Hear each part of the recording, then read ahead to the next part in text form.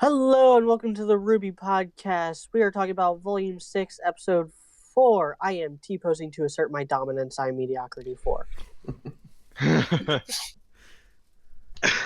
It's me, high-powered, filled full of egg and chorizo tacos, and life is good. And this episode was pretty good, too. I'm also high-powered. I have my soapbox ready to go, although this time it's for mostly a good reason. I am Dude What the Heck. And this episode is about a little bit more fun than a pillow fight before your mom interrupts you. Sock and boppers. On Sock and Fire. It's one of them anime things, right? Yeah, sure, let's go with that. And I've got one of my eyes swollen shut, and I need to capture someone to restore my honor. Am I Cinder? Am I Zuko? Nah, I'm Robert. Oh, that's good. Oh, no. That's good. Oh, no. That's good. We'll talk about that. I was just thinking about Sock's intro. It would actually be less weebish if it was an anime thing. Yeah, actually, I was going to say, that was the first time High Powered accidentally made something less awkward. Am I just showing my age here or something? Or like what? No, Yeah, I remember. no. I'm Maybe a little old bit. enough to remember Sock and Boppers. I'm also old enough to remember I mean, getting we're all 25, 26 here. So. Sock and Boppers, Sock and Boppers. It's more fun than a pillow fight. Alright. Which is bullshit, because everybody knows that nothing is more fun than a pillow fight. Especially when it's done by two sorority girls. Yeah, since I can comment because the only pillow fights I've had is with my sisters. Just throwing that out there. And with that mentality, But Onishan, I only want to love you. see, that's anime. Yeah, That's anime. That sounds like That's an anime. anime. That sounds like a really inappropriate anime right there. Yeah. So We live in a post-Arrow manga sensei world, guys. This is true. Yeah, that's the problem. And you failed to realize that for a moment, media. yeah, no, Arrow Manga Sensei revitalized the whole "Hey, I've I never want to fuck my sister" genre. I only know about it because Giga always makes freaking jokes about it. Yeah. She does, always. Anyway, we have a RWBY episode to talk about. Right. Yeah. What happened today? It was really short. Okay, I will Well, say this before we relatively. start. Did they purposely cut this episode to 13 minutes and 37 seconds so it be leet? Yeah, they've done it before. Yeah. God damn it. They do that on. Man, video game culture is the absolute worst. Fucking gangweed guys. Ugh. Gamers revolt. Goon Squad. Take that, Veronica. Hey, well, I'm actually back this week, and if I could real quick explain why I wasn't here last week and why I am here this week. Last week, well, I actually had a lot to do, so it would have been really, really difficult for me to squeeze the podcast in. Just give us give us 5 minutes about what you thought about the last episode. I Just don't to even. be I, fair. I honestly don't even need 5 minutes. What media said, at one point what media said is exactly how I thought about last week's episode. It was both good and bad. The good thing about the episode last week was that it made me actually give a damn about Salem, which, spoiler alert, one of the bad things about this episode is it kind of made me not care about Salem anymore. Again, so that's kind of not a good thing. But and the bad thing about last episode is it made it look like Ozpin was infallible again, which, spoiler alert, they totally went back on in this episode also, but that's fine, and we'll get to that too, because I have a lot to say about their reaction. That is exactly... That's partly why I didn't really push to try to get on the podcast last week. I had a lot to do, and it would have been really hard to make it. And to me, it wasn't worth it because we had already talked before the podcast. Like, that was my entire thought on last week's episode. I don't care about all the little nitpicky lore things that happened. Yes, there were some very good things about last week's episode, but I don't care that much anymore. At this point, what matters is the main characters having agency and actually doing shit and being in charge and being main characters. And last week's episode had nothing about that. And it's not necessarily bad, it's just that last week's episode didn't matter until the main girls reacted to this week's episode. So To me, all that mattered which is how it starts off. Which all that mattered to me and why I was so scared about this episode was that the most important thing was that they were still mad at Ozpin. I don't care that them being mad at Ozpin and not caring about the fact that he didn't really do anything wrong in the episode. Like I don't care that he didn't really do anything wrong last episode. I care about the fact that he's been lying to them this entire time, and he has been an asshole in the present. And doesn't have a plan. It doesn't have a fucking plan, and has been leading people this whole time as if he didn't have a plan. To their deaths. So anybody... I guess I can... Do you mind if I rant into this real quick then? Oh, go ahead, dude. Okay, so... I fucking adore this episode. I love it. Now, there are definitely problems with it. It's not perfect. We've mentioned, we'll get into later some shot composition stuff, some technical things that aren't great. And the villain stuff is not that good. The villain stuff, to me, was actually kind of garbage. I don't really care about that. That's just me personally. We'll argue about that later. Me personally, I don't care about that. This was one of the most, if not possibly the most important episode in the entire show, in my opinion, because it decided whether or not the show was going to be good for it had a chance to be good for the rest of its run or terrible. And that was, they had to keep Ozpin in the doghouse. That was the most important thing about episode 2. And Ozpin literally is in the mental doghouse right now. Yes, exactly. And that, for those, so if you guys don't know why that's so important right now, what we've been talking about in episodes 1 and 2 was how important why were we so excited, more, at least for me, I know I was more excited than ever for the show, because for the first time ever, the girls had agency, especially RWBY was actually being a fucking team leader. They were making decisions, and even Crow wasn't really able to tell them what to do anymore. One of the best parts of the first 2 episodes was when Crow's trying to convince the two bro huntsmen that they need to like do something, and he can't do it, and then RWBY's the one who does it. Like that kind of shit. And then even to like, I also like Maz Kanata, being like, we need a fucking move, y'all, and then it's like, yep, time to move. Yeah, RWBY's the one who, at least out of everybody, is the next one to like say, okay, yeah, she's right, let's just go. And I understand her saying something instead of the girls first, because they're all mad at Oz, so she's the only outsider that's like that's going to be impartial enough to say something first. So I totally get that. But that's kind of the stuff that's been important so far. That's why we're so excited. That's why Celtic Phoenix, I can't speak exactly for Celtic Phoenix, but we're all so excited because of stuff like that. So if the point is that if Ozpin was completely redeemed and they just let him lead them again, the show's fucked, because then the main characters aren't main characters anymore. They're just following this idiot who some people like, but a lot of people don't, and isn't the main character. You can't just have the Lord of the Rings with Gandalf walking Frodo into Mordor. That doesn't happen. That would not work. That would be terrible. It would not be the franchise it is today. Dumbledore had to die, basically. That was so important. And even when he was kind of explaining stuff to Harry still had to do a bunch of shit on his own. And then Dumbledore died and Harry had to do it all himself. With his friends. But you get the point. It left it open for the kids to do everything. Those are just 2 examples. Iroh couldn't do everything for Zuko. Zuko had to make his own, redemption arc happen. And he found Uncle and apologized to him. And Aang still had to stop the Fire Lord, which he did. You can't have a character leading people through the show. And RWBY was at risk of that. And this episode could have had that happen, because they made Ozpin seem like he was just a good guy, just kind of bungling. But so I know a lot of people, I've already seen it, that people are mad that, the girls are still mad at Ozpin. You who are those people, like, I don't want to be wrong, but you're missing the point. Yes, it's a little weird that he didn't do anything wrong and they're only furious at him. That's still good. They need to kind of retcon the fact that Ozpin didn't do anything wrong in the past. And that doesn't even really matter. He's lying to them now. He does no plan, and he's leading people into their deaths for no reason, really. Because he doesn't know what he's doing. Ozpin. That's all horrible. If you put yourself in their shoes, it doesn't matter that he didn't do anything wrong in the past. That's not the point. That's irrelevant.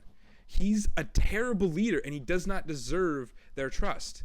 So it is so important. I could not tell you how happy I was that they're still furious with him, and Yang especially is like giving him the fucking shit. That is great. The show needs that. And that crow punched him in the face. And Crow punched him in the fucking face. That was one of the best moments of the show. I'll talk about Crow was savage this episode. I loved that. It has reason to be. Past 20 years of his Crow, life. Like I have a few things to say about Crow, and this is probably the best. Like I mean, I like Crow. I understand like he could be good and bad for the series, but like right now, this is like the most I've enjoyed Crow is in this episode. Yeah, same with me actually. So like, this rolls back onto my opinion of Ozpin. Ozpin is just bad at being a good guy. Ozpin is like, hey, we need to take this hill over here, and it's like, so we're just gonna grab our rifles, we're just gonna march at the hill and see what happens. But the hill has mines, it has artillery. It's got pillboxes, big machine guns in it. They have air support, and we're just gonna walk up there and try to take it. You know who he is? He's George B. McClellan. He has good intentions, but he's so stuck up his own asshole and thinks he's so like he's the one guy that's gonna save everybody that he's literally just marching everybody around and nothing's fucking happening. Meanwhile, you got Robert E. Lee and all the competent generals of the South are like wreaking havoc on the North, and then you got Ruby's got to be U.S. Grant. She's got to come in and actually do shit. Ruby is William S. Tecumseh Sherman. There's no such thing as a civilian target. As a civilian target. Scorched earth, motherfuckers. And I'm a Southerner too. So By the way, Tecumseh Sherman's a fucking hero, and Scorched Earth is amazing. Just letting you guys all know that right now. I need to find California. No. I need to find that image Spoiler of alert. Sure. Spoiler alert, the South. It was all about slavery. Yeah. That's actually true. Anyway. Well, no, before we get states' rights, but that was the states' right that they were fighting Yes, over. exactly. Well, it's like the logic. The thing is, so why were they had the Civil War? Because the state right they couldn't agree on state rights, and what were the state rights problems? Well, it all still comes back to slavery. That's why they were fighting for states' rights, was because they wanted slavery. Living in Missouri, which Missouri is one of the states that actually got split in half during the Civil War. Right. Mm-hmm. We went like kind of full Virginia, except we ended up reunifying at the end there. So it's interesting stuff. Anyway, what I wanted to talk about was this episode. It bugged me at first, and I couldn't. It took me 3 or 4 watch throughs, and it actually took me watching all 4 episodes of this volume back to back to kind of realize what I didn't like about this episode.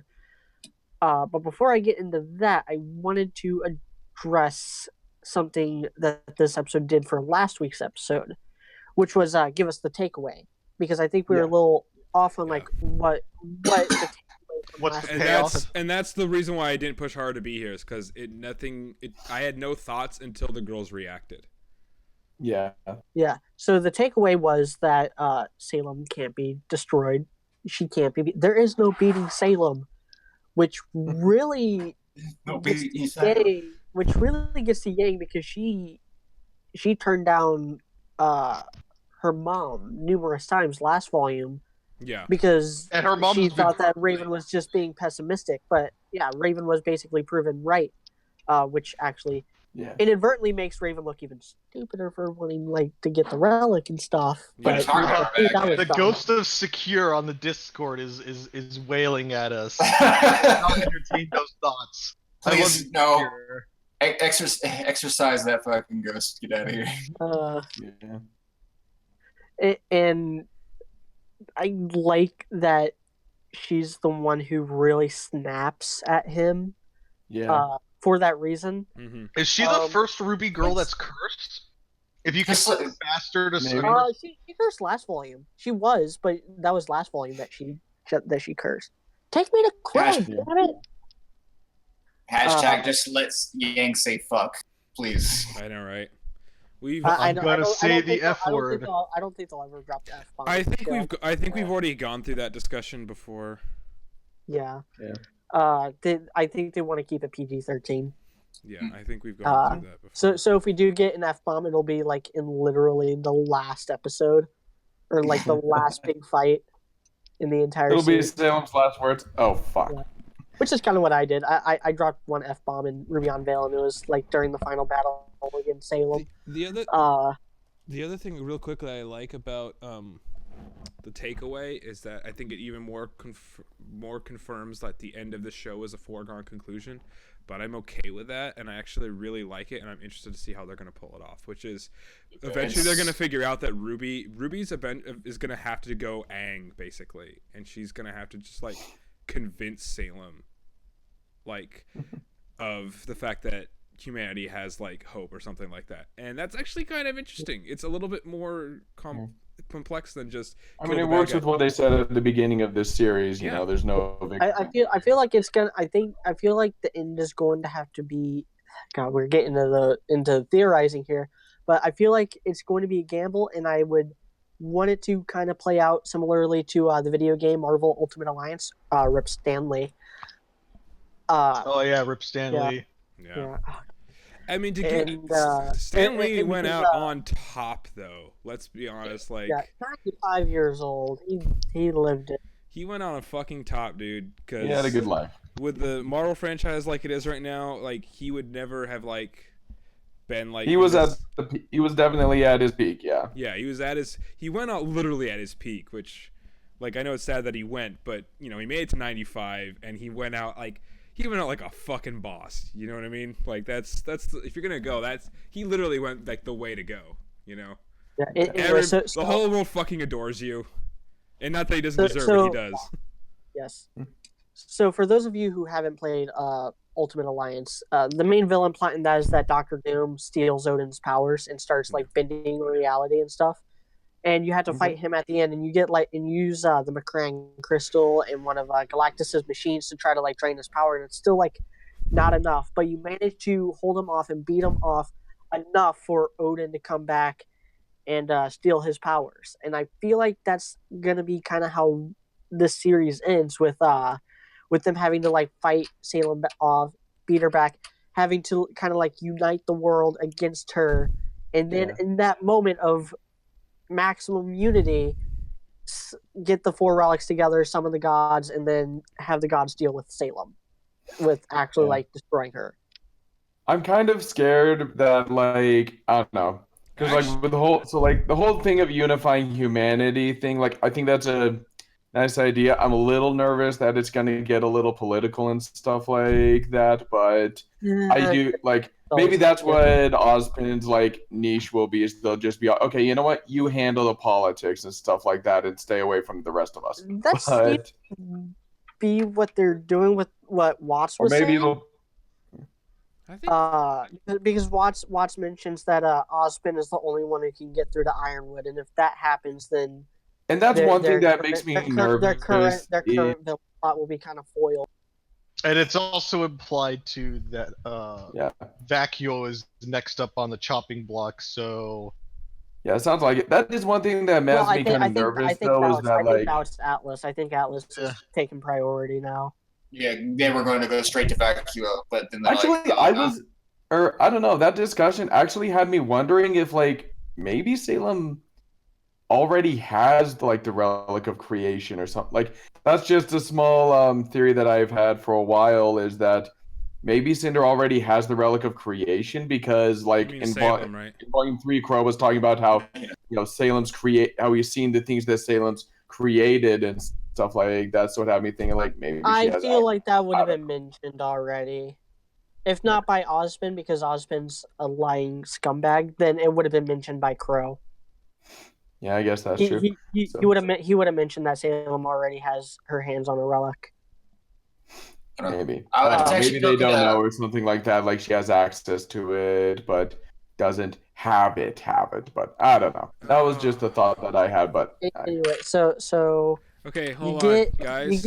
Guys, I just realized I super duper fucked up because I was so tired.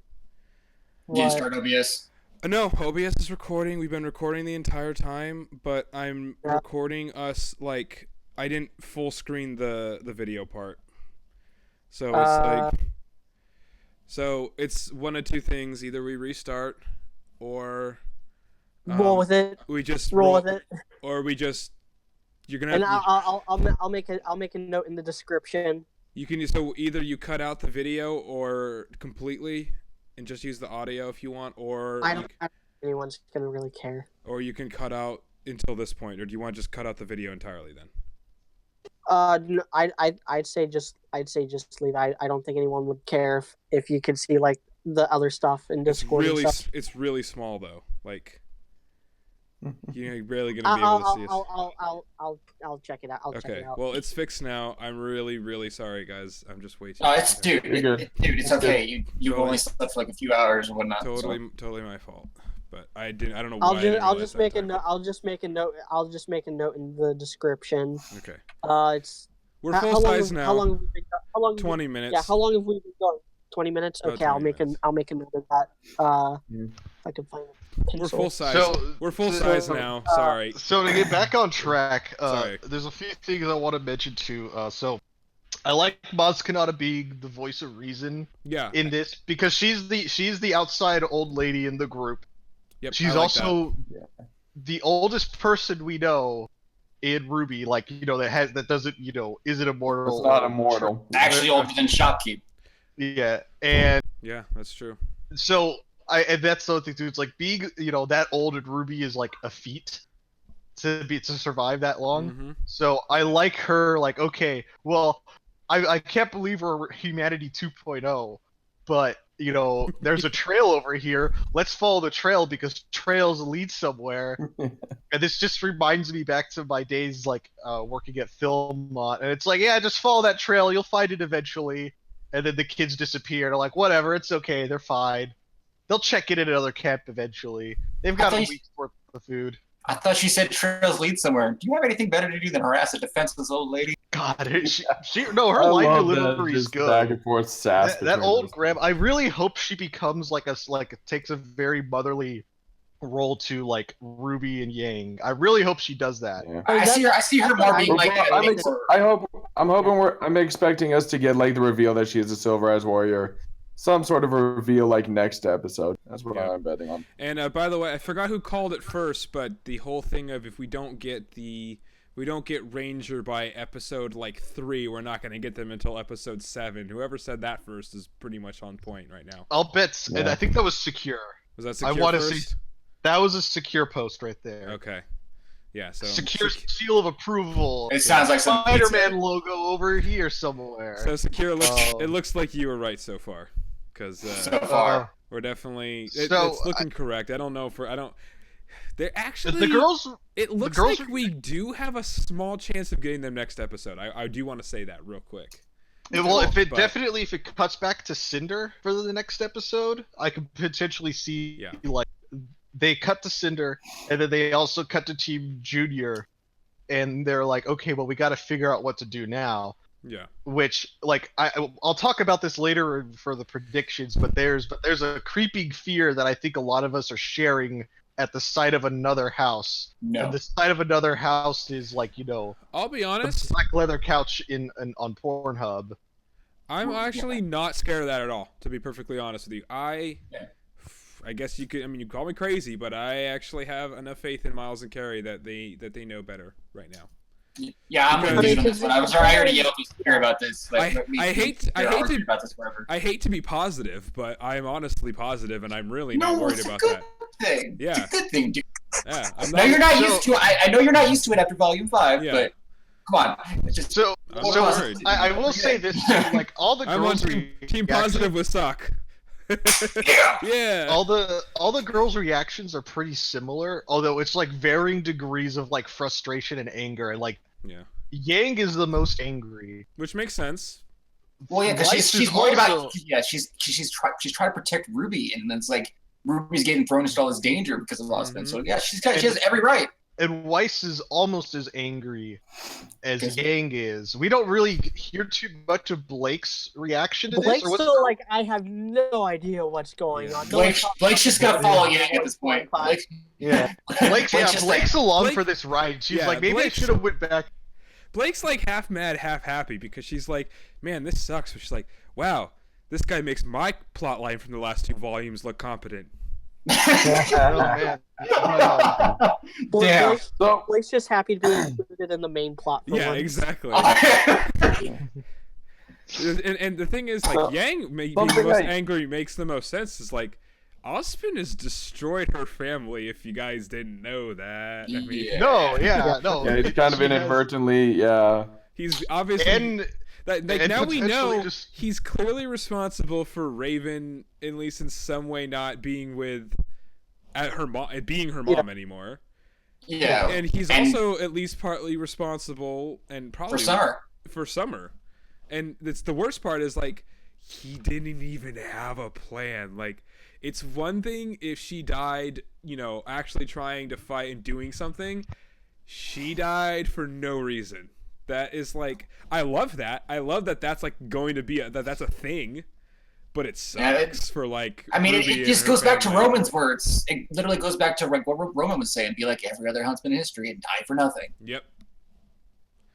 Man, I miss Roman. Those words echo throughout the series. I miss Roman because he's still the best villain. Let's be honest. Yeah. Like, could you imagine if Ruby ever figured this out? Figured out that her mom, was being a huntress, for the thing, but like Austin created the hunters and stuff like that, and he just kind of like basically just set her up to die at a certain point. So she died for nothing. She just starts, hearing Roman's words from the volume. Ozpin could be to blame too for how. Oh man, I got a stain on this shirt. He's just like, oh nope. Yeah, and Crow snapping now. I like that Crow snapped. I like that because he's been on the front lines of this for at least 20 years. Yeah, so it does raise the question: why didn't he ask about Ozpin's plan for 20 years? I mean, probably didn't want to because he was just happy to be included. But yeah, I mean, probably he didn't even because the way I think of it the way we looked at Ozpin before we figured out certain things about him. It's like, okay, this dude obviously knows what's something going on. He has a lot of experience with these type of like covert operations and stuff like that. And so it's like, he looks and acts competent. So you think about that, and then it's like, okay, maybe and then you also look at it and like, maybe he's just been sending Crow out on all these missions and long-term missions, so he doesn't constantly come back and ask. Because he's not even a teacher anymore. So it's like he's just constantly on mission, like just scouting for him. That's pretty good. Also, I can't help but think that when Crow says I was unwanted, he's referring to Summer.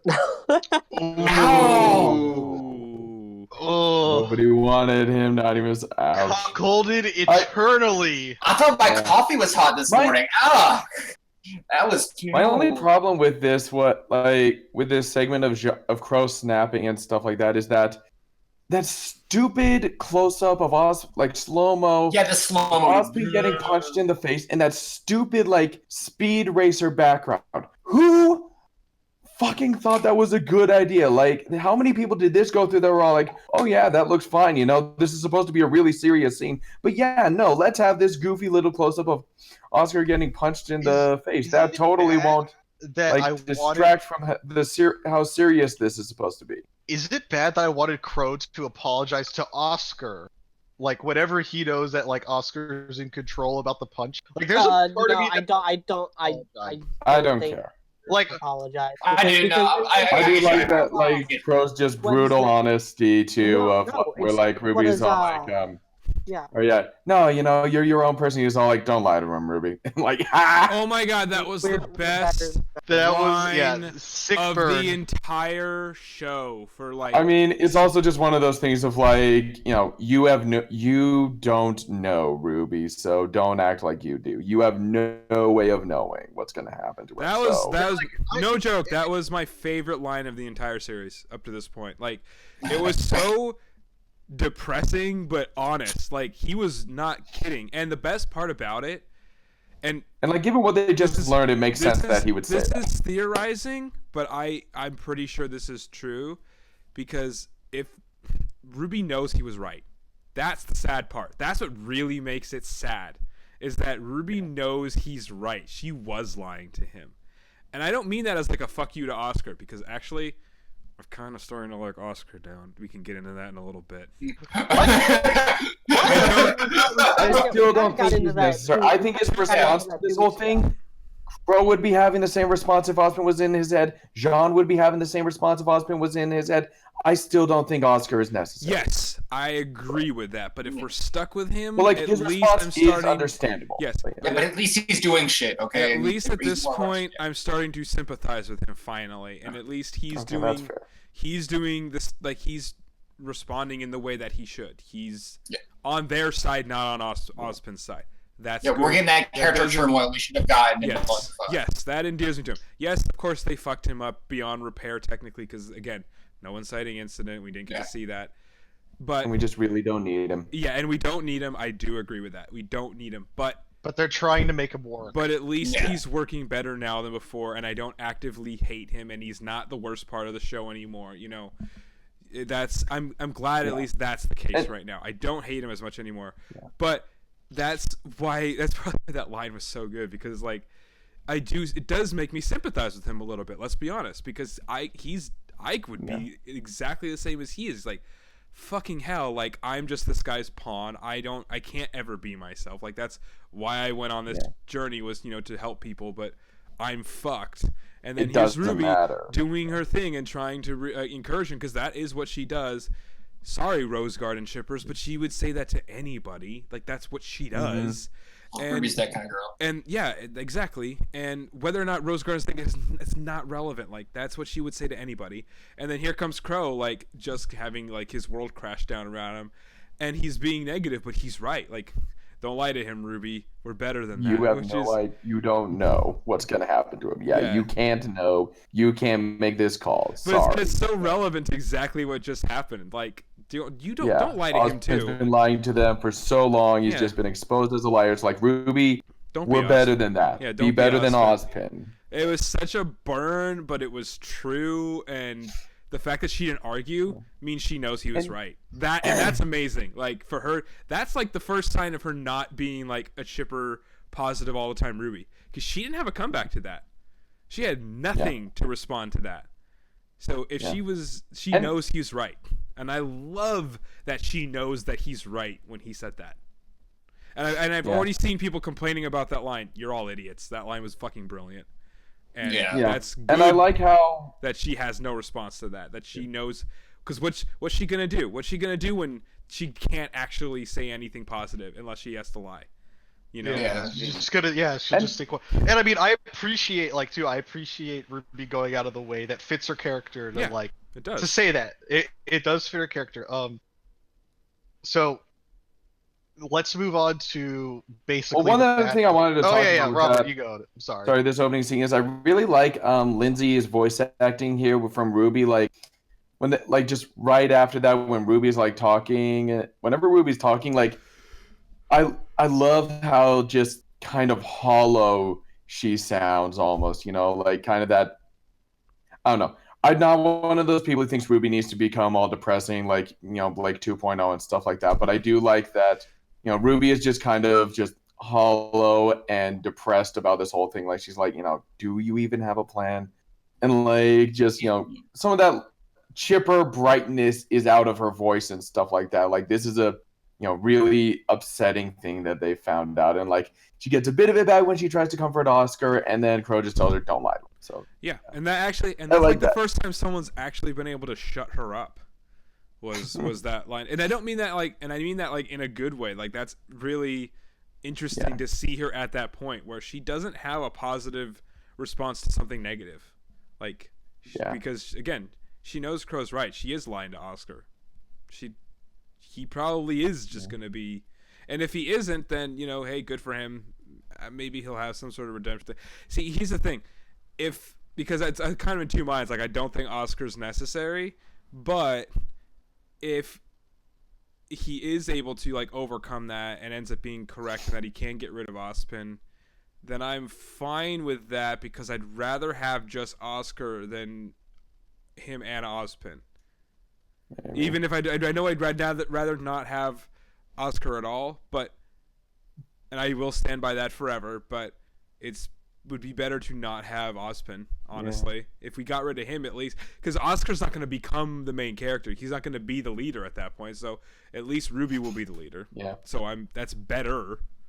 I guess. And my biggest hope, honestly, my biggest hope with Ozpin, like, because kind of like what you said, dude. You know, Ozpin doesn't. Yeah, I don't know.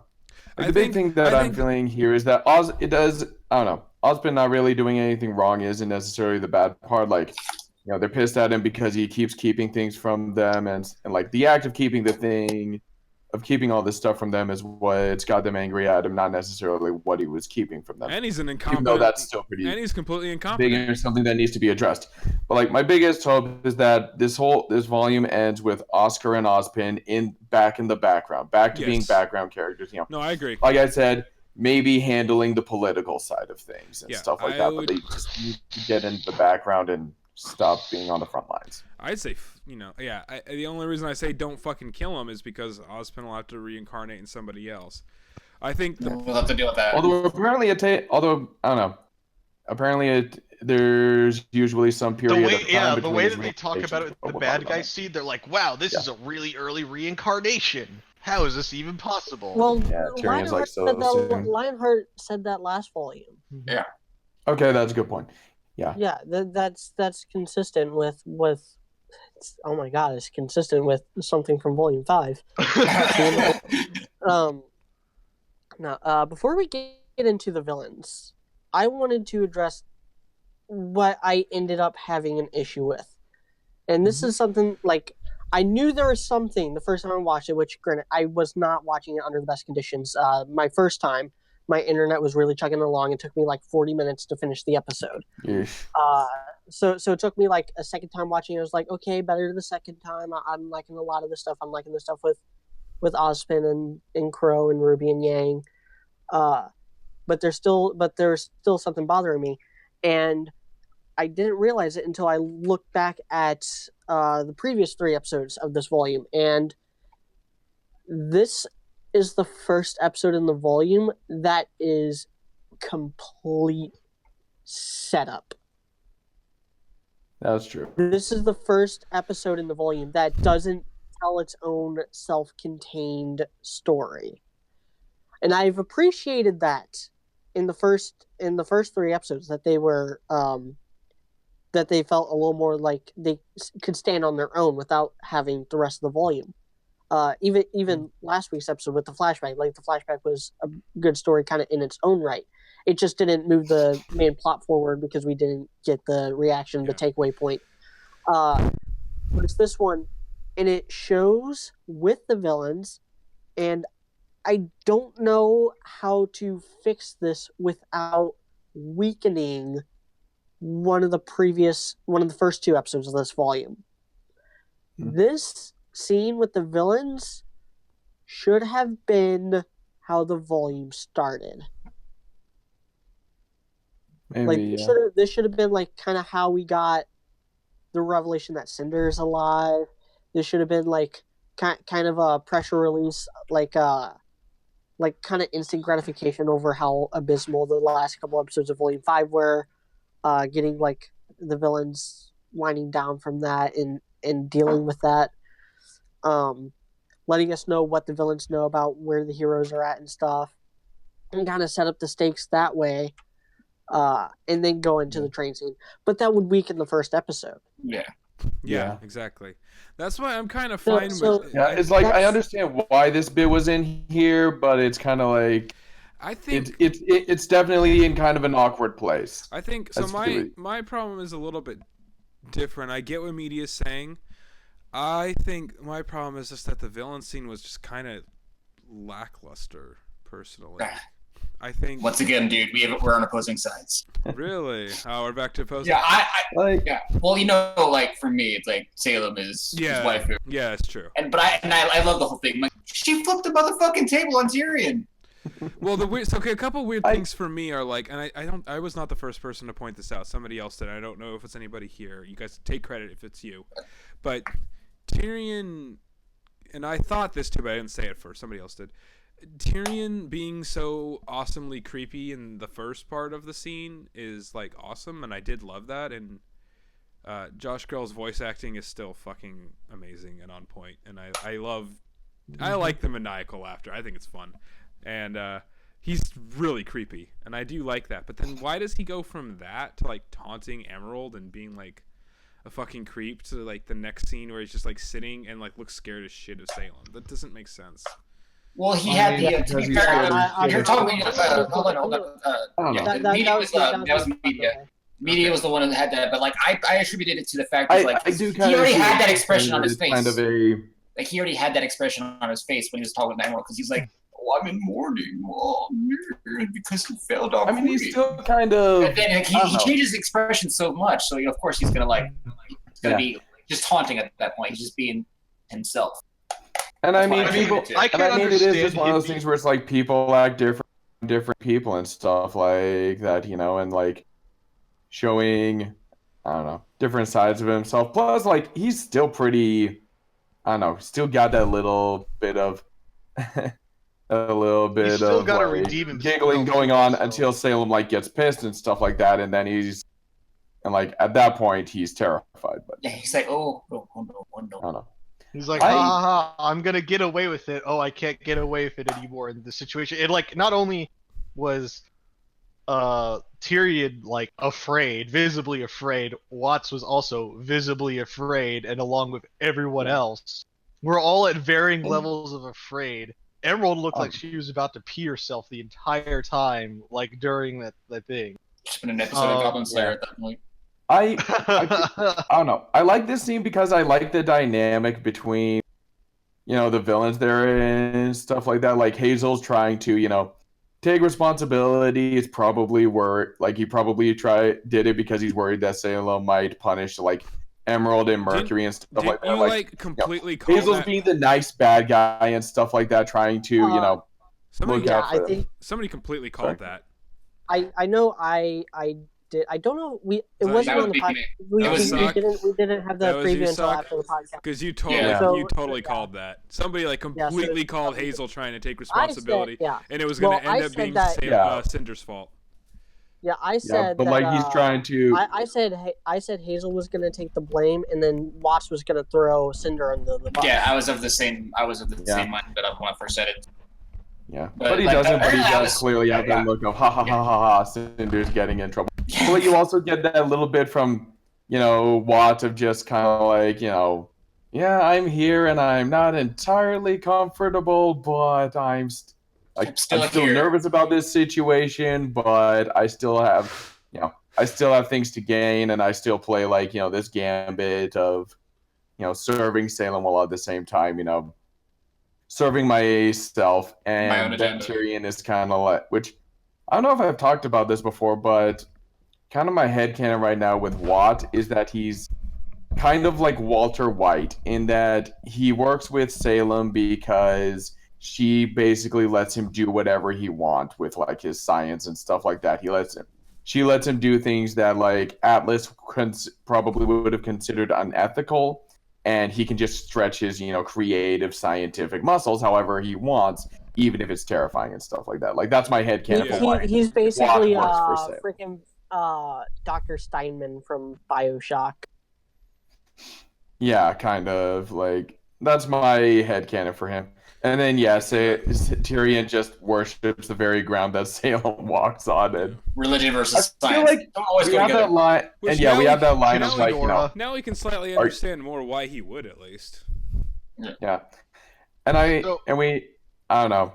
We have that line there of like are you questioning stuff like that of how do you know this, and it's like, are you questioning her? Like, I feel like with any other show we might have been okay with that level of hand waving, but it's RWBY and they hand wave way too many things, so it's all like no, you're not. I mean, I'm okay with it because we know it's it's not just a grim arm; it's literally a grim that can spawn like an arm from. That is true. Maybe she senses that the grim isn't dead, or like maybe she's in contact with Miss Malachite somehow. Well, but we both know that Grim is still alive. It was like when it was like you heard a sound before she actually like looked to her right and saw the spider web. Maybe it was like, hey, this is the spot. Who knows? Also, I wonder, like, I don't know. something else I was wondering about, where did like Hazel, Emerald, and get that airship, and who was driving it? They just stole it GTA 5 style, and who's driving it is a Beowulf Grimm with a little like World War One area aviator's cap and goggles. It's perfect. Who knows? But I it mean, looks like an orc though. Like the hat barely fits on, and the goggles barely. Yeah. I was gonna say, seriously though, they probably just have a robot, which we need to see. We need to see Salem's robot butler now. Yeah. Well, as I Watts said probably too, I built want it. to see Dr. Watts' kill bots. Yep. Yeah. Also, something I was wondering about with so Salem making like hands come out of the ground and then shattering the glass and stuff like that. I'm currently wondering is is Salem's castle like an extension of her? I don't know. Maybe it's just that she's really powerful and stuff I mean, like you could just that. argue it's like She's the just- BBC. Is it like Magic. an extension of her being and stuff like that? Is this like Castlevania or something? I don't know. Well, we also have to see how she became even more grimmified than she already is from when we last saw her. So we're still missing some flashbacks. That is true. That's something else I was wondering about because, like, last episode we found out how she got all monochrome, all black and white and stuff like that. But like, where did the red veins come from? Where did that little jewel in the middle of her head come from? I don't know. Maybe the veins are just like from several lifetimes of shoving dust into her skin or something like that. But Like I don't know. as we I said, wonder about yeah, you It still could just be prolonged exposure to just the freaking grim pool, but that's all. yeah, just, or maybe she's whatever. just old or something like that. Maybe it's just a sign that she's old. So, the things too that I really like. So I also like how whatever. I like whatever Hazel brings up about Ozpin, the girl, and the relics, and how they're going to Atlas.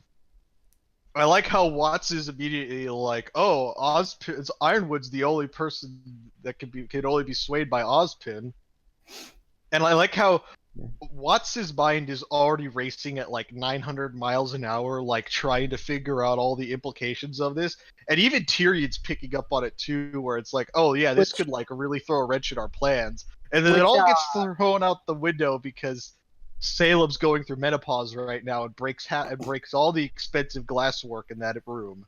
So, yeah, and she's just like, get out of my room. Here's the thing, though, and here's one of the issues I have with this episode. What is the evil plan, though? What are they trying to accomplish? It's just for what we just assumed. Steal the relics, plan bring is the gods back, and try to watch kill the gods whenever they destroy come everything. back. Yeah. I'm assuming that's Salem's plan, like. Yeah, that's Salem's plan. And I'm I'm guessing sure that she has more. like her cronies don't know about that because she tells them, hey, go ahead and be motivated by other things, but just remember, I'm in charge, and like don't Yeah, so like my don't guess get in is the she way does, of my plans. does she wants the gods back so she can try to kill them, or she wants them back? Pretty so much. I'm assuming she wants them to come back and destroy everything, and she's hoping that will include her. That's kind of the assumption we've been making. Okay. Still a bit of an assumption. But yeah, maybe she wants to bring them back so she can eat them a la Father. It's not the biggest issue, but like I still am kind of like a little bit confused by that personally, and I don't. I mean, we know that the objective is get all the relics together and bring the gods back, and For The either fact that what that's the fact that going Watts- to lead to is the fact that Watts is the only one who seems to be like on the ball with everything that's going on. kind of, yeah. Kind of validates his place in the center of frickin' Salem's cronies in the intro. Yeah. I feel like he's kind of the second in command. Like I feel like he's not as good of a fighter as the rest of them. But as Salem's throwing her temper tantrum, he's going to be the one that's like, okay, this is what we're doing. This is how we're doing it. We're not returning until either she cools off or we win this. Yeah. And we also, and I do like this was the reasoning behind like my joke earlier at the very beginning of this intro that that Cinder is very similar to exile. Zuko because I don't know, because they basically say we're leaving Cinder to her exile until she can, learn her lesson and fix her and like fix this and stuff like that. I think that's And again, I'm looking forward to that. Which Cinder obviously knows. That's why she's chasing after. Yeah, Ruby. exactly. Which Cinder's probably aware of. Like, okay, I screwed up. Oh my God, Cinder watches my videos. Well, that's the thing too. Also, is like now we just know like the Cinder's plot line is A, get Ruby, or B, get the relic, or C, get both. Like that's basically. I think what she's gonna this is, I guess, predictions here, but I think what Cinder's gonna be trying to do is she's gonna try for the relic. That's gonna be the main goal, but she's gonna end up with Ruby as a consolation prize and realize, you know what, you will do. I will bring you to Salem alive, proving that I can put my own, issues, my own vendetta aside for, what Salem wants and stuff like that, and that'll be enough, probably. Do you think that's what's going to happen? I think she's just going to try to kill her. This is how I see Crow dying. I think her capturing Ruby and like, I think that would also, I don't know. I want that to part of it is that I kind of want that to happen because I think it would be a good. I don't know. I don't think Cinder should do a face turn. If she does that, then God no. The guys who made Avatar: The Last Airbender are sue. But like, I do think it would be nice if we get some interactions, but like some more interactions between Cinder and Ruby to kind of establish Cinder as Ruby's shadow and stuff like that, kind of. Emerald having a face turn still makes sense to me, and in fact, it makes more sense than ever, honestly, because she's not. If Emerald's clearly scared. If Cinder makes a face turn, that means Cinder X RWBY can be canon. Oh God, she falls right on track. But like, seriously, I don't know. Maybe like maybe she turns anti-villain or something like that. No, I'm with High Power on this. This is probably like a good way for like how Crow dies or something like that. I think. But like, if we're taking the OP seriously, with Crow being consumed by his alcoholism, T, a man who is sometimes consumed by his alcoholism, speaking. Yeah.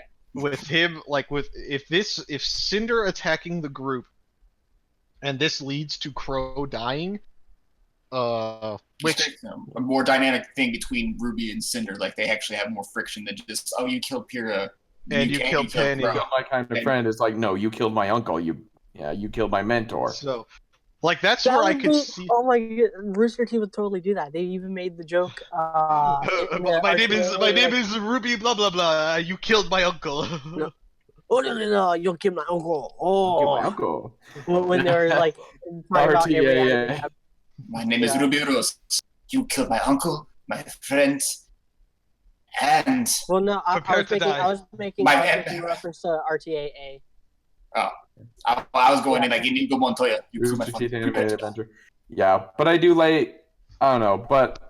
I just like the idea of Cinder of just like. I think it would be interesting to have Cinder like dragging Ruby, back to, Salem and stuff like that. Maybe not getting there and stuff like that. Maybe not quite getting there, but like just some interaction there, to, I don't know, develop Cinder's character and stuff like that. Hopefully, like that's another thing. Hopefully, they've realized is that we want well-developed villains, not just they are the embodiment of spite. Speaking of Adam, we haven't seen him in a while, but and I'm just fine with that. So that's okay. I don't really mind. It's just an observation. Yeah. I know. Yeah. Oh, I wasn't saying that you wanted him. But yeah. Well, speaking of Adam, what are the odds of him being on that train with Juniper? I don't know. I think he was on the train. It would maybe explain why he was wearing a completely different outfit when Blake hallucinated. I do not think he hallucinated.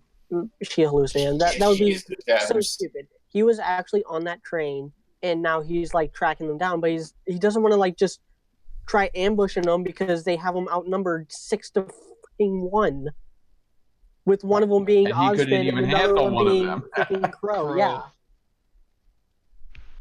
Yeah, like next episode, Blake's gonna be like looking for food or something, to bring back to the cabin, and then Adam's just gonna ambush her and kill her. A man can dream. So since so the last bit of the episode is the there's some quips between. Well, there was some other, or I don't know. I guess something else I was going to mention from the last scene is that I don't know. I feel like, so people, I don't know. I guess there are mixed feelings about this, and I'm not necessarily, super jazzed on Salem's, freaking out, blowing up a bunch of windows and stuff like that. That whole bit there. It's kind of dumb. But I do like that, because people have been asking for, Salem to feel like an actual, like something that people have been talking about for the last couple of volumes is that they want to see Salem feel like an actual threat, feel like someone who actually, justifies everyone's fear and stuff like that. And we kind of got a bit of it last episode. We saw that she's a very powerful magician and that she can't be killed. But I do like just how, I don't know, like you said, she flips this giant, granite table over and stuff like that. That was kind of cool. Someone needs to edit in like a little hit marker on Tyrion whenever she flips the table. Just a little yeah. Well, it's more like she flips it on, and like it goes gray and it's wasted. It appears on the screen, it's wasted. Also, this was she's the first. Making all the hands come up from like the ground and that. But I also I think the part that I really like. This was also the first time that they gave that model of Salem an actual walk cycle instead of just having her slide like she's riding a Segway. Yeah, that's also true. Yeah, is that she actually walks. They gave her some hip movement where she's like, well, that wouldn't be fair, would it? Yeah.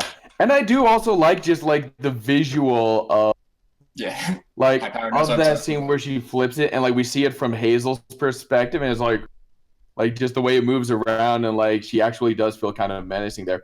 But I also really like that she's so intimidating that she's able to get Emerald to admit that Cinder fucked up. Like instantly, that's big. Like Emerald Cinder loyal to Cinder, and Salem she got doesn't her even to hesitate. just throw that loyalty out the window in that moment where she's just like, it was Cinder.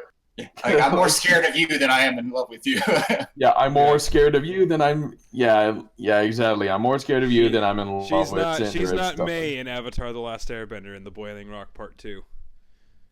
Which, by the way, that was the. I thought that was nice. That like Salem actually did feel pretty intimidating and pretty frightening here. So I like that I like that Emerald admitted that Cinder fucked up and that Cinder's a dumbass.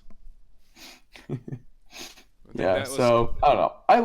Like you are right that this was very much a setup episode, and I do think that, and it was very awkwardly placed. But I liked the scene with the villains and stuff like that. It was good.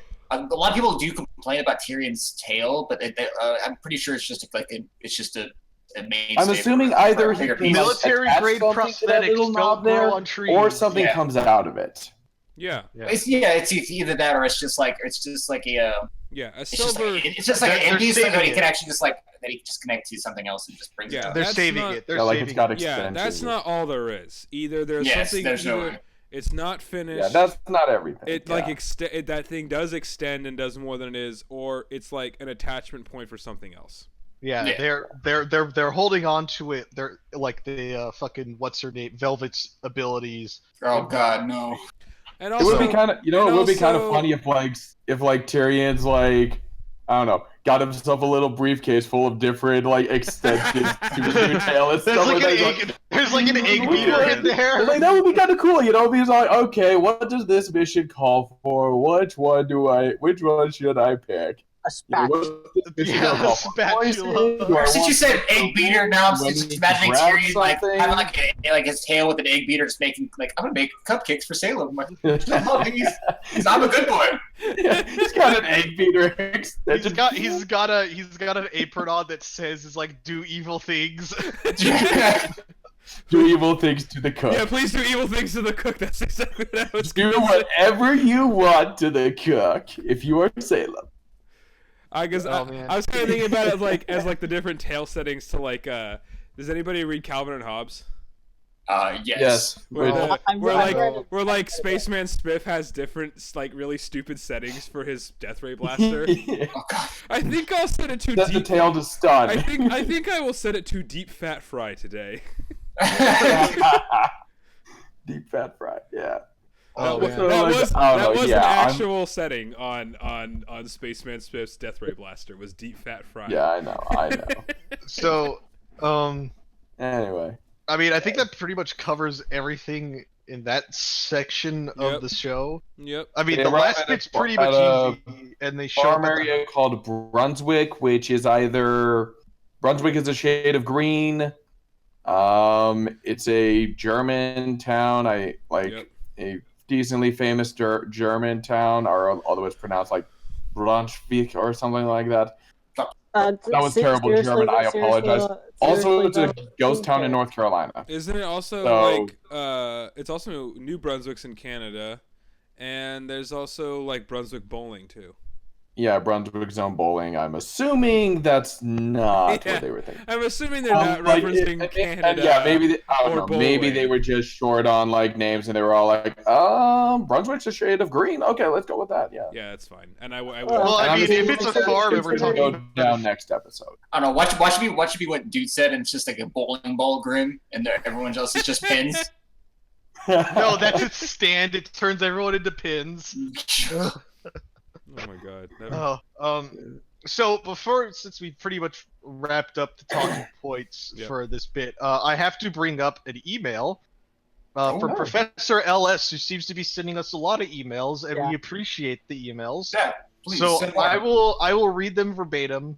We have talked about this before on the podcast, but we might as well talk about it again because he emailed to us.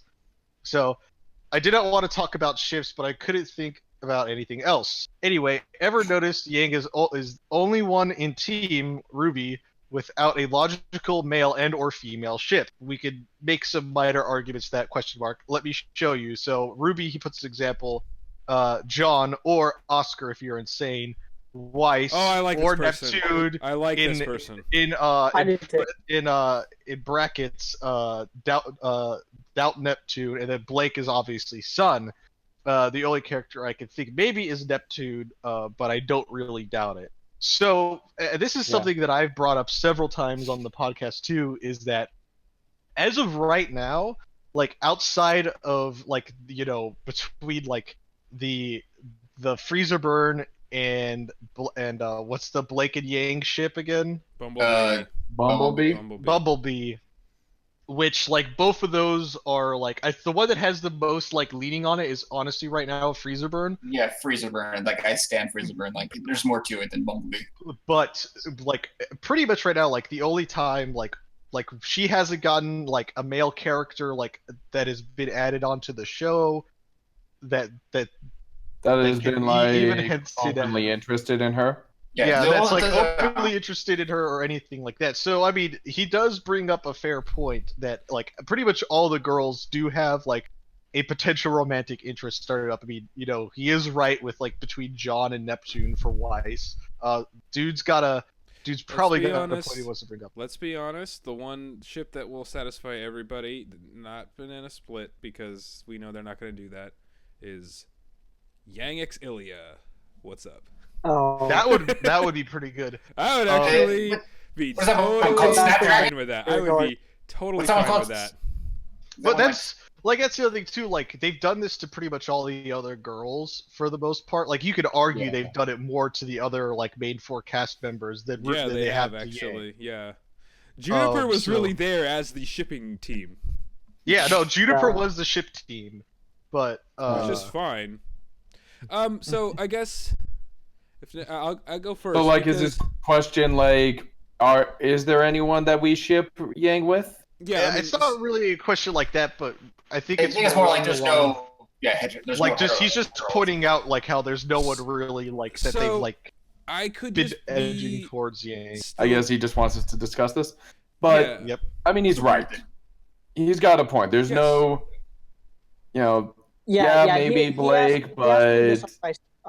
He asked me this on my Red Dead Redemption 2 stream as well, so I already kind of gave my piece on that video.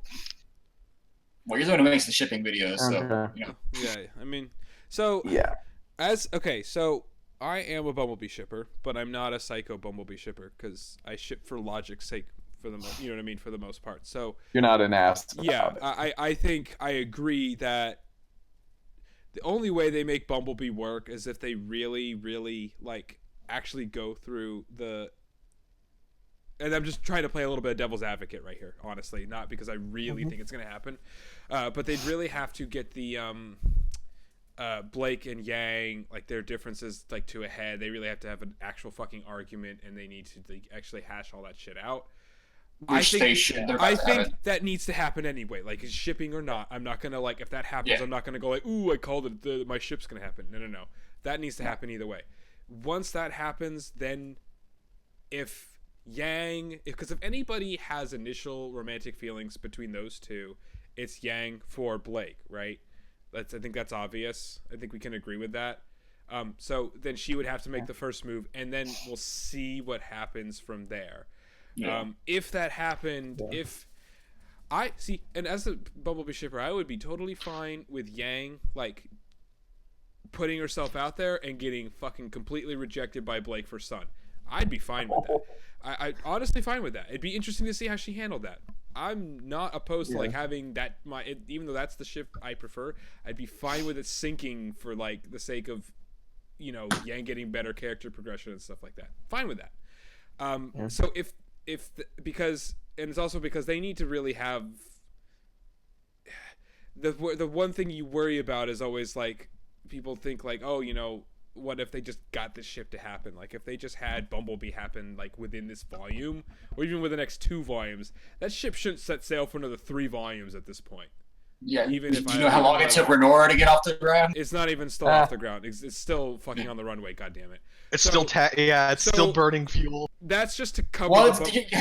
That's just to cover the Bumblebee part of it real quick because there is. Let's be honest. There's nothing that has gotten rid of what was there for Bumblebee in the first place. Nothing has made it less likely in terms of that actual ship itself. It's just that Black Sun seems more likely, and that's fine. So yes, that with all that said, that means that Bumblebee really wouldn't make sense for at least 3 more volumes, and you'd have to have some conflict there too, and you'd have to resolve what's going on with Sun first before any of that happened. So that does look very unlikely. So with that said, yes, Yang doesn't have anybody right now. The thing I would say is, there are, logical pairings for each girl. But let's be honest, the only one that's really gotten any actual shipping recently of the main girls is Blake, and that's with Sun. And that's it. Yeah. So I don't necessarily expect anybody else to come around for for Yang anytime soon, because I don't think that's necessary. Juniper is the shipping team. I think they should focus on Renora because Renora is adorable and everybody loves Renora, and Renora is life.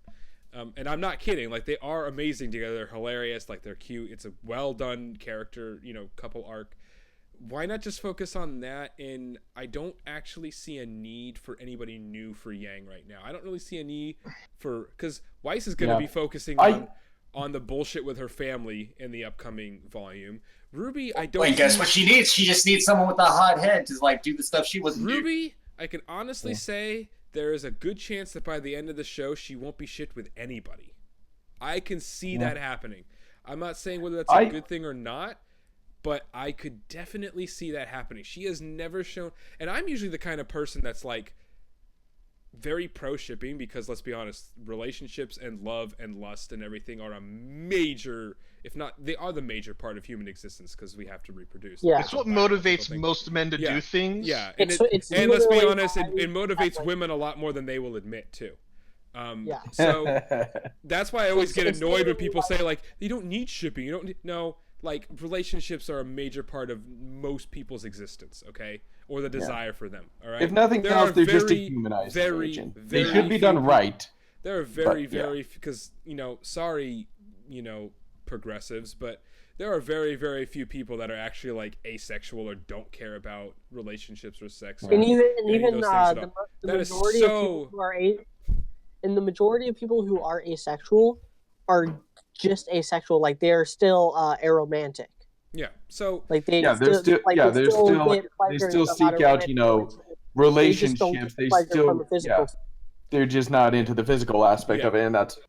So I guess I'm still kind of in 2 minds about it because for one, part of it is like I get why, it would make sense. Like, let's be honest, Yang is 18 or 19 years old at this point in a universe where they have kids young. Like, you would expect these kids at this age, let's be honest, they're gonna be fucking or having relationships. I mean, if the timeline is correct, Ravenhead still in Beacon, or conceived Yang while she was still in Beacon. So, like, they've got a really good daycare at all those universities. So, like, I think that, to bring up that point, it makes sense, especially in this universe specifically, and like given their ages, you would expect somebody to come along for her, or I could see Freezerburn at this point. I really could.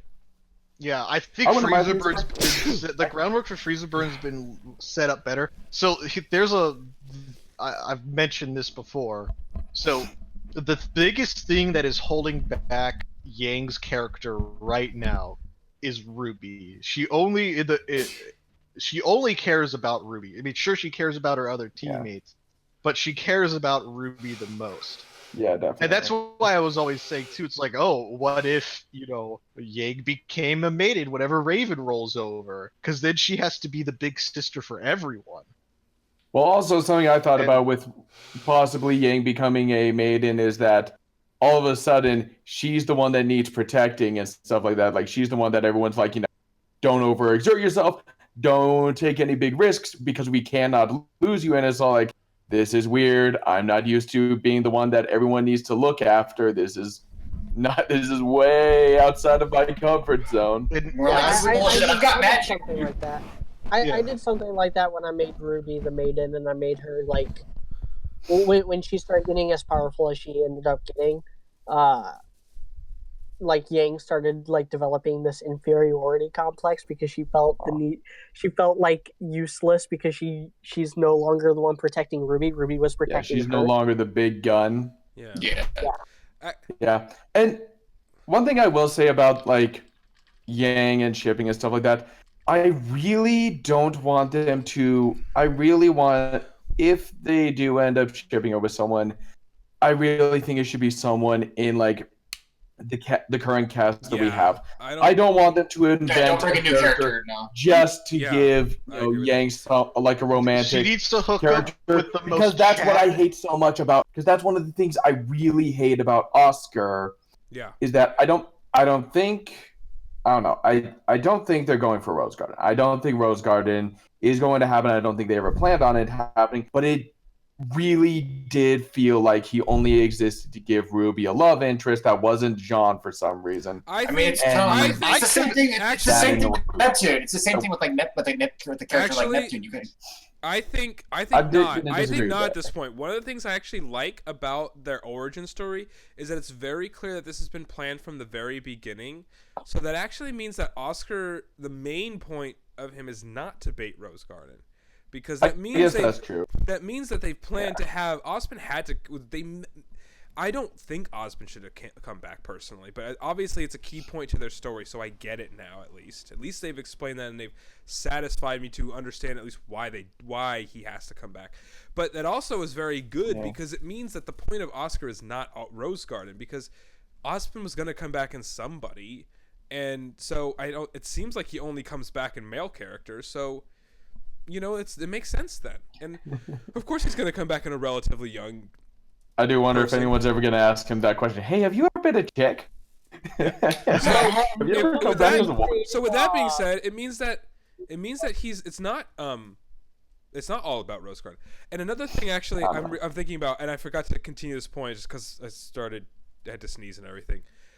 Sorry. I kind of disagree with the idea that Yang is the only one that doesn't have a logical ship right now, because Weiss's ships are all kind of up in the air too, really. Yeah. In fact, and the Weiss ship, I'm currently hoping for Freezerburn. Yeah, that's what I was going to say. The thing is, the one that makes the most sense for Weiss right now is Freezerburn, which means that Yang is just as equally that means they're on the same playing field because, spoilers, with each other. Yeah. And it would be really, and I think it could work if. I think Jean X Weiss is extremely unlikely at this point. They've developed it not at all in Forever, which is fine. And even even RWBY ships are extremely undeveloped at this point as well. And well, I mean, you could say Lancaster has some yeah, pretty good Lancaster points has right a now. bit. Lancaster is- definitely yeah. has the most going for it. Suck it, Rose Garden shippers. But well, they're just wrong. Because here's the thing: even if Rose Garden happens, it doesn't make it good. It's not about whether it's likely it's gonna happen. It's whether it's a good ship. It's not. But even with that said, Weiss and Yang both are kind of in the same spot, to be honest. So I don't think that. And I would like it if like they get, I don't know, something I would like is if they get to Atlas and it's kind of, and like Weiss is dealing with all her family issues and it's Yang's turn to kind of, you know, Yang her acts out as with an that, like, advocate for okay, Weiss. I Oh, have yeah. been here.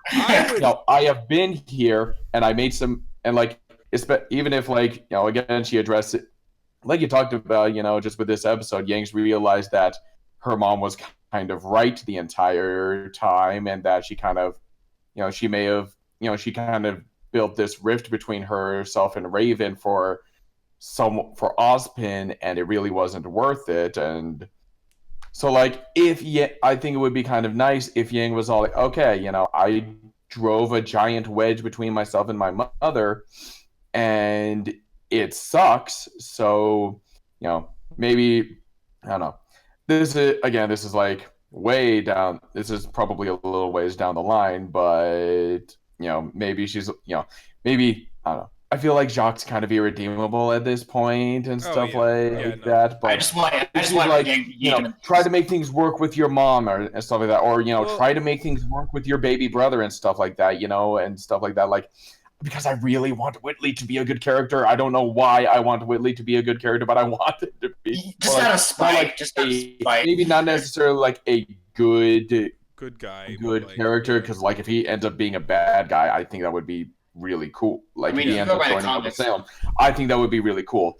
But like, I want him to be an interesting character. I want them to explore his, you know, his motivations and, you know, what led to him being, you know, what he is. I think there's a really good story there, and so like if Yang's like, you know, try to make things work with your kid brother because. Basically, you're all he's got, and he's all you've got. I mean, if we go by the manga, like the manga, like, you know, Winter was always there for Weiss, as she should, but Weiss really ever there for? She was never. No one was ever really there for Whitley. So I think, and again, I think that could be really interesting if it's like, you know, you claim to, if Whitley is like, if it's like, you know, you claim to be the loneliest of all Weiss, but you had Winter, I had no one. You both hated me, you know, you claim I never liked you, you never liked me, or something. I don't know.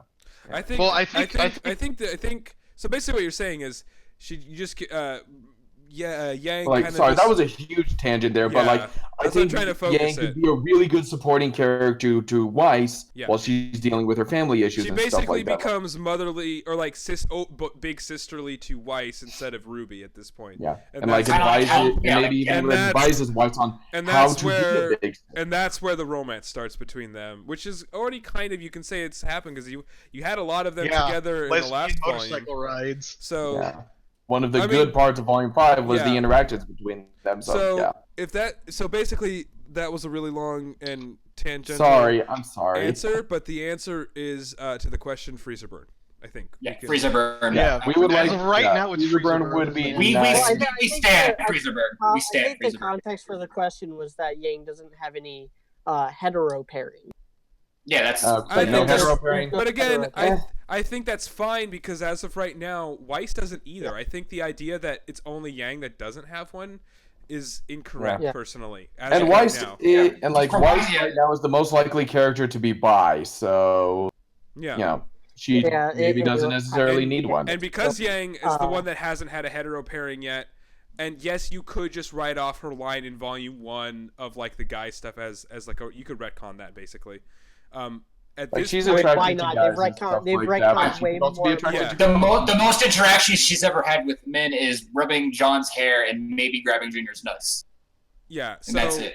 I think at this point it doesn't really matter that she doesn't have a hetero pairing. I think I think we're all in favor of Freezer Burn here, to be honest. I know. We stand. Yep.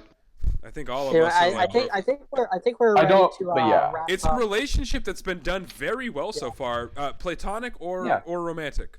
Yeah, they have a really good dynamic between them, and it works, and like they have really great chemistry. So as a romantic pairing, it would work. It would work. Well, like if I had to choose this, so like I don't know, if Yang had to choose a guy, yeah, pretty much. So let's get on to predictions and fears, and we can wrap this up. So we'll just go in order. We already did a lot of predictions, but let's predict not so much in-game stuff, but just how the rest of the volume is going to play out, because we've touched on all the in-game theories already. Yeah. So this is my big fear right now this is what I'm worried. Is I hope they don't do this. I hope they learn their lesson for Volume 5. I'm worried they're literally gonna spend Team RWBY is gonna spend a good chunk of this volume playing Defend the Alamo in that house. Because they're going to be snowed in, and then Team Junior is going to come in to save the day. And if that happens, like, I'm going to have to give props to Secure for, like, basically calling that Team Junior is going to come in to save the day. That's what I'm worried about. That's my biggest fear right now, is that they spend a lot of time in that house because, like, oh no, we're snowed in. Oh shit, the Grimm are attacking. Board up the house, because now we're starting to play freaking Nazi zombies with the Grimm. Yeah, I really don't want them to get snowed in. We gotta get to wave 20 and press the button on this random pixel to get the cutscene. Here's the thing: if that only takes like 2 episodes, I don't care too much. But then, like that, I wouldn't care too much if it only takes 2 episodes, because then it at least gets Junior back in the picture. If it takes 3 or 4 or 5 episodes, then I have a big problem with it. But if it only takes if they're only snowed in for a bit and then Junior comes out of nowhere, and then they can explain where Junior came from, I'm fine with that. That's only 2 episodes. They're in the same place. It's not a big deal to me. If it's like even 3's pushing it, but it's not terrible. If it's 4 or more, then yes, I'm pissed. But I think but I don't think that's what's going to happen anyway. I think they're just gonna. It's either just a town, or there's gonna be something scary there, and they're gonna get the fuck out of there.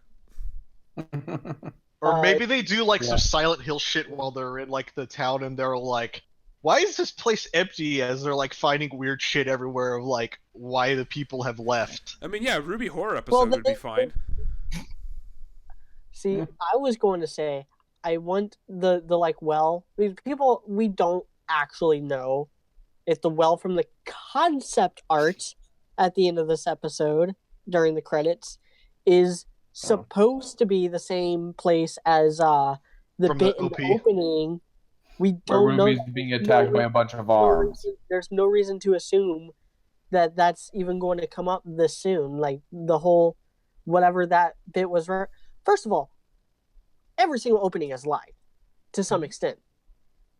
Volume 1, I don't think really lied in its opening because it didn't actually have anything. It was just still frames.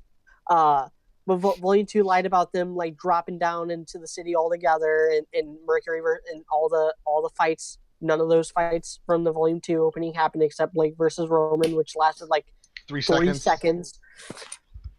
The Volume 3 opening lied because we never got Emerald versus. We still haven't gotten Emerald versus. We never got anything significant with Sun. Because in the Volume 3 opening, Sun is actually gets top. In the opening for Volume 3, Sun got top billing over Juniper. And they didn't do squat. Was not the case. Yeah. And then in the Volume 4 opening, we never got anything with Adam. Even though he was very prominent in the opening. And then in the Volume 5 opening, it's been a while since I actually watched that one.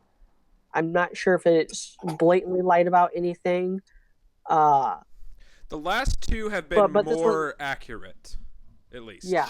The last So here's 5 and 6. But for all we know, that's not. But for all we know, whatever, even if assuming that it's not lying and that actually does happen in this volume, that could be next episode. It could be 10 episodes from now. Yeah. There's no reason to actually just automatically assume it's going to happen next episode or in the next 2 episodes.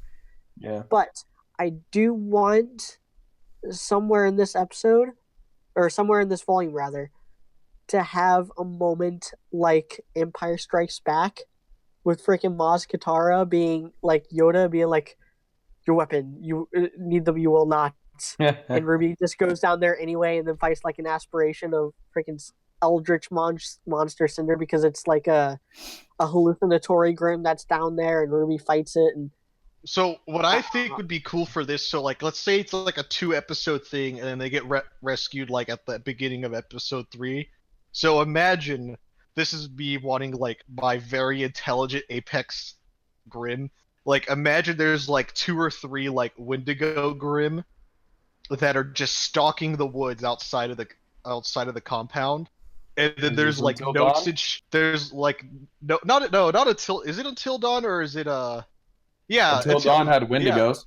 yeah, do like an Until Dawn thing where like they're sitting there and it's at like night, and then like one of them's like looking out the window and they're like, "What the fuck is that?" And then it just like kind of sneaks away, and then they're like going through like they're like looking at books and stuff and like reading notes, and it's like, "Don't go out at night." It's like, "Oh, stay away from the well," or whatever.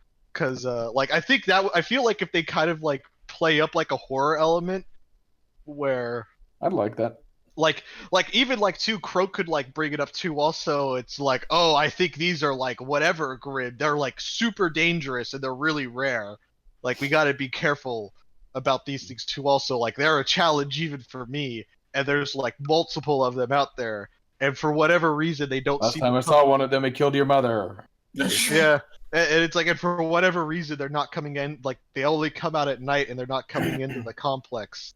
And so like I feel like there needs to be like a sense, like if they do, like if they play up like a low-key like horror thing for the next 2 episodes while they're at that compound, or like grandma's just like, "Oh, I've heard about these type of Grim before, like I didn't think they were real, but I guess they are." So like Yeah. I want there to be like some like low key like Silent Hill like horror stuff going on, like whenever they go there, because like they walk up to those buildings and they aren't like burned out or like destroyed, it's just abandoned, like it's gone. Yeah, that's true. And I mean, it could be something lame as like, oh, the people who live there just froze to death because they ran out of wood, or like, oh, they froze to death because they're too scared to go to the woods to get wood for the fire. Maybe. That'd be kind of lame, but Yeah. I mean, I- or like they could even show it off too, where like they're ripping up floorboards to keep themselves warm. So, like, and ripping up the floorboards just brings up something even scarier. well, I'm just thinking like if they like if they wanted to do a like a 2-3 episode bit at the compound where it's like a horror episode, they could get away with it here. Yeah. I don't know. I do like things do need to pick. I would dig that kind of switch in genre for an episode. Yeah. I wouldn't mind. Yeah. Yeah. I do- My only thing is the whole Team Juniper thing, because they're in Argus by now. Yeah. Yeah, they My could. big, I don't know. My big thing is just that they need to. I don't know. Things need like they kind of need to. I don't know. We need to get a little bit of action next episode because we've had a lot of information, which is good. Like I'm glad that we've gotten the information we've gotten, but like things need to kind of pick up and stuff like that because we've got. I don't know. There's been a few people, and they're wrong, but there have been a few people who are like, "Oh, you guys complained about volume." 5 being nothing but standing around and talking, but we've had 3 episodes of that. And they're wrong because we've been shown a lot of, because no, these last 3 episodes have been showing us some very important things. They've been, and like nobody's really felt like they've been standing around, but like we've been getting a lot of information, and it's like, okay, let's pick up the pace a little bit, Yeah, I agree with the pace needs to be picked up a little bit. It's a nice little setup episode, but it's Yeah. But So yeah, but I do, whatever goes down there, and I don't know. Again, maybe Oscar ditches them or something like that at the Cool. Yeah. runs into Juniper, and that's where Jean decks him or something. I don't know. So the thing is, Osmond just takes. so my predictions are I think it goes one of 2 ways because, like Sock, I'm not worried about them being stuck there too long. I really don't think they're going to be that dumb. I think they're very clear that that's like one of the biggest lessons they took away. So I mean, they made a meta joke about that with Nora. Yeah. And they specifically talked about we can that. finally get out of this house. And They're not going to spend too much time in this place. It's much more specific than like saying like, oh, we know we need to improve stuff. No, they specifically mentioned this kind of thing of sitting in one place being a problem. So I think it's one of 2 things. I think they either do the horror episode or a 2-episode horror arc where they like are being stalked by something and it's like scary as shit, and then Juniper comes in to Well, save the day, which I'm fine with because I think that actually could be really cool, and it gets us Juniper Jr. quickly, and I'm good with that too because I really want them and Renora need to fucking make out already. Jesus Christ. Again, still calling for them getting married by the end of this series and having a kid. I think that actually makes sense and it'd be really interesting. But they need to get back in the fucking story first. So I see that and in that time, yes, they could have they could have Maz Kanata reveal that she's a silver-eyed warrior during that time. I'm also expecting that we'll get that reveal next episode. Yeah, I think so too. Right. And the other option is there's something scary in the town. I think either way, there's something fucking off about the town or whatever that they're going to. Yeah. And you don't have creaky, squeaky gates for no reason. That's always a sign of something scary. That's a staple in any. We're literally walking into a Resident Evil house. Yeah, and I'm fine with that. I'm fine with that being a trope and then playing into it. Some tropes aren't terrible, and this is one of them. That's fine. Yeah. Especially because it's not really something they've done before. And then it's something scary, and they get the fuck out of there. And still, you can have Maz Kanata reveal that she's a silver-eyed warrior either way.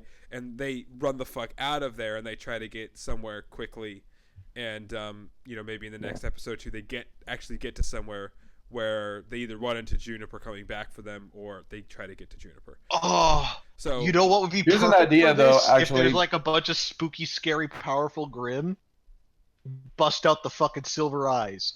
Perfect opportunity to bust out the silver eyes. I think it might be a little premature to actually like bust them out. Yeah, I think so too. I think it's a little too early for that. I don't think that's going to happen right away. Maybe Maz Kanata whips them out or something like that. Actually, what I can see happening is they try to get RWBY to bust out the silver eyes. She can't, and Maz Kanata busts out the silver eyes, and that's where we have an impetus for Maz Kanata teaching RWBY about silver eyes in the future. Start explaining. Yeah. So also I don't know, just thinking about like some of the other storylines that we're still looking into.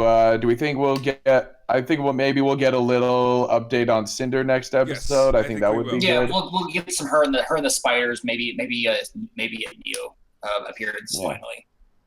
Neo appears.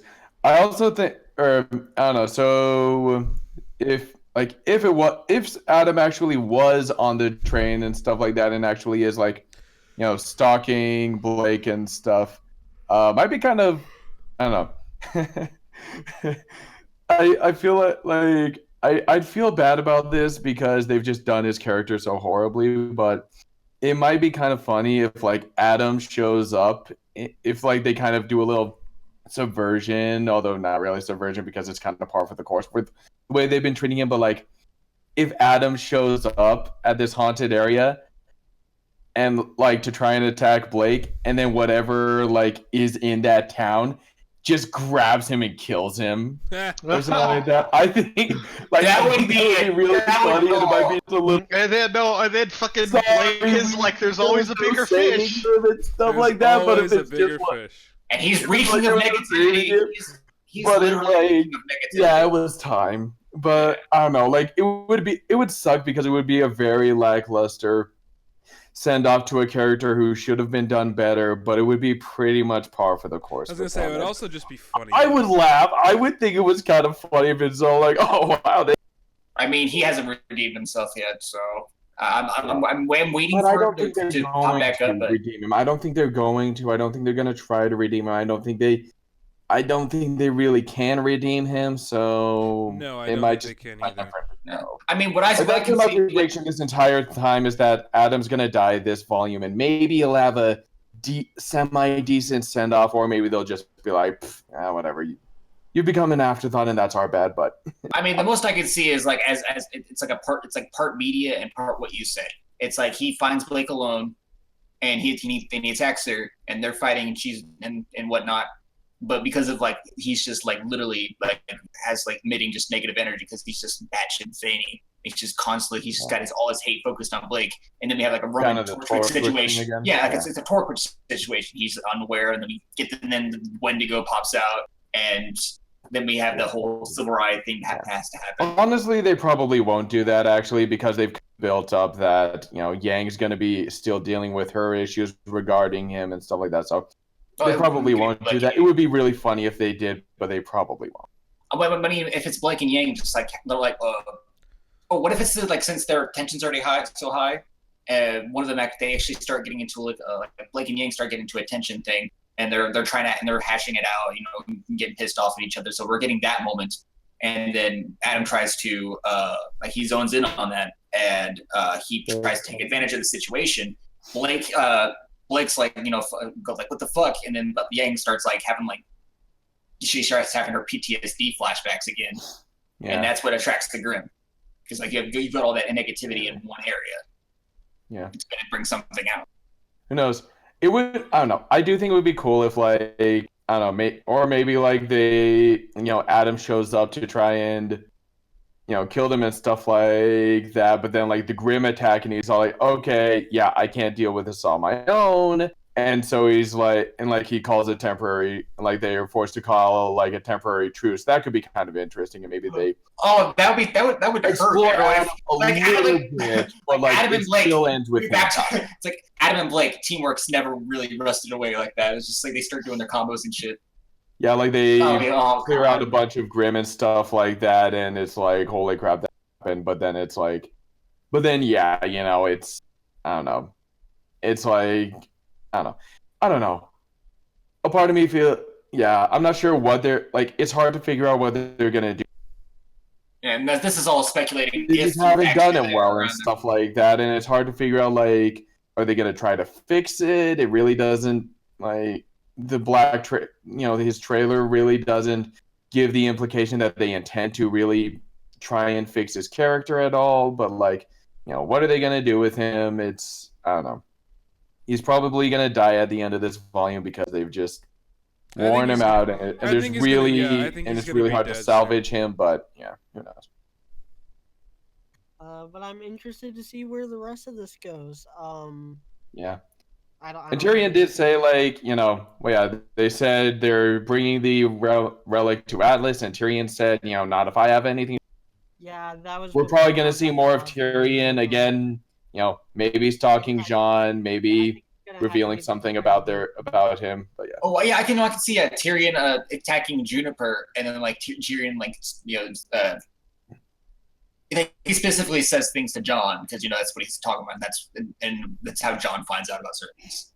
Yeah, to hint at whatever interests him, either that he sees a demigod or grudge against his family, something. But yeah. That's probably going to be like like Junior's side of things. So I think we can. And Ren and Nora finally falling in love. Yeah, but outside of like, we're probably gonna see Cinder like next episode. Yep. But apparently we will not have any hiatuses until Christmas. Yes. I don't know how true that statement is. Tune's the one who's grabbing the info, and he's usually pretty official with that. He's usually pretty spot on. If we weren't gonna get another episode next week, we'd already know about it. Yes, true. They've already made an official announcement. But I think we pretty much covered it for today. Yep. So if anyone has any episode, we have 4 okay. We have 2 good episodes, 1 and 2 okay episodes in a row. That's good for. It's still pretty strong. And I think still pretty strong. Better than Volume 5. And way better than the most important thing is that they averted disaster with this episode. I don't know if people fully appreciate how bad this show would be if they just went back to worshiping Ozpin right now. I'm not sure if anybody realized, if everybody including everybody here on this podcast, take a minute to appreciate the fact that Ozpin's still in the doghouse right now, because I don't want to. Yeah, and hopefully we'll stay there. Hopefully they don't go with they're not. Yeah, hopefully he stays there. So that's the important thing. I think they've made that decision at this point, so now I can be excited for the show again, because I was really worried after last week's episode. But now I can be excited again. I think it's still going to be, the girls are going to take some more charge. I think that's what's going to happen in the next couple episodes for sure. So definitely looking forward to it at this point. So for plugins, if you like this video and you want to see more, my internet is dying. Okay, I think it's back on. God, I fucking hate my internet. Just run a really long Cat 5 cable. That's what I do. Like a I'm in the really long basement one. though, and the router's upstairs. To get like a And even 200-foot one, it'll be fine. even Yeah. like right next to the router. I know this because I take my iPad up with me when I'm like making pizza upstairs. It's even bad like right next to the router. You just need to buy a new router. Yeah. If you like to comment, and subscribe, you can support me on Patreon at Mediocrity4. Follow me on Twitter, though. If you are, just be warned, I put a lot of political shit on Twitter. And what else? Oh, my fan fiction. Right now I'm working on a side story called All That Matters, which is about how Blake absolutely destroyed her relationship with her daughter. And after I'm done with that, I'll be rolling into the final arc of RWBY on. And then I'll be done with that in about 6 months. God damn it. And that's all, I think. You can email us at rubyandbeyond@gmail.com, and that. Yep. And media disappeared again. Yeah. Okay. I can also plug my thing. So yeah, keep checking out my RWBY 2020. I finished Volume 2, and yeah, finished the breach. And one of my big ways of fixing it was leaving out Team Coffee completely, and nothing of value was lost. And I also, included the Goliath in the final battle because we've still never seen a Goliath fight, even though they made a big deal of them and made them seem like they were going to be really cool. So I included a young Goliath in the final battle, and it got nuked by the Atlas military. That's how they won. So anyway, bit of a spoiler there, but yeah, go ahead and check that out. Okay. I'm slowly but surely editing the current chapter 8 of my fan fiction. Please join the Discord so you could shitpost and influence my writing and influence media's writing. And yeah, that's pretty much it. And I have some more artwork of my shitty OCs coming out soon too. Also, thanks to Lily on the Discord, which you should definitely pay her to do art for you because she's really good, and her prices are very reasonable. And that's gonna be about it for me.